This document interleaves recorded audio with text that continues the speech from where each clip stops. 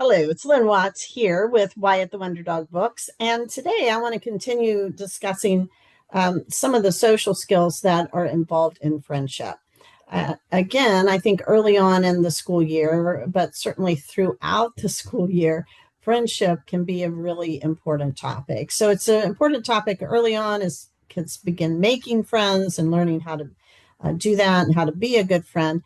It's also an important topic throughout the school, and especially in the area of resolving conflicts between friends, because we all know that friendships are rarely without some sort of conflict. So today I want to talk about a book you can use, which is my Wyatt the Wonder Dog book on good manners, which is actually a story about Wyatt and how good manners are important between friends, especially if there's a misunderstanding, and how you can solve those kind of problems and misunderstandings if they pop up. So, of course, in this story, if you're familiar with it, Wyatt over here has a friend named Max, but Max tends to be rather bossy. And so he pretty much takes charge and directs everything that they do. And Wyatt doesn't like it, but he doesn't know how to change it. He doesn't know how to talk to Max about it. He tends to start avoiding him or thinking of ways to avoid him just so he doesn't have to deal with that aspect of Max's personality. So you'll have to get the book and read it to learn what he figures out that he needs to do to solve that problem. But I will tell you, it involves using the I statement, if you're familiar with that as an important strategy for working out conflicts. So I think that's a book that you can use to begin a discussion about friendship with younger children. And then in my newest lesson plan book, which is the Elementary School Counselor's Book of Lesson Plans, Volume 2, all right, so many of the same topics, but very different lessons with lots of different activities and lots more support for you in this book. And there is a lesson plan on peacekeepers in the making. And here it is right here, as you can see, and it's all about conflict resolution. So just like all the lesson plans in the book, there are the standards for ASCA, there's the objectives.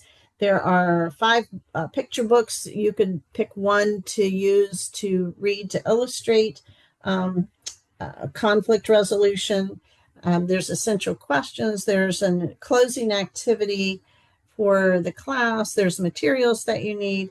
And finally, there is an introduction that gives you some questions to ask, like some discussion starters for getting kids thinking about the issue of conflict, and then some of the main concepts that you want to teach. And they're listed here in terms of some social skills, the importance of active listening. That's an important skill if you're going to try and resolve conflicts. Empathy for the other person involved, clear communication, problem solving, and of course, emotional regulation. So all of this, you could do an entire lesson just picking one of those topics, I realize. So there are lots, again, of activities that you could use to continue discussing conflict resolution and what to do about it. But in particular, there is listed in here a particular type of role play called stop, think, and talk. All right. So I think the words that you teach certainly teach what the lesson is, that you stop and kind of think about how you're feeling and what's going on rather than just jumping into the conflict. Then you think through it in terms of how, considering how the other person may feel. This is where you can bring in empathy and so forth. And then you talk, and talk could be using the I statement, which you could teach from the book I just talked about, or any of other kinds of role-playing problem-solving strategies.